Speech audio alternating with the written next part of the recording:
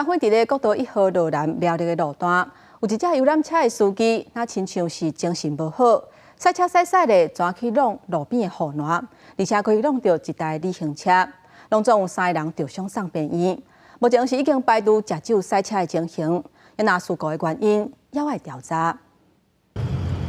事故现场留真长的挡车痕，轰弄到轿车卡伫国道内面的护栏。警消接到报案了后，赶紧出动，把这个车祸的3个伤者送医。那小客车驾驶为胸痛撞到那个方向盘。那女乘客为手部被玻璃划伤那游览车一名男性乘客表示他头部有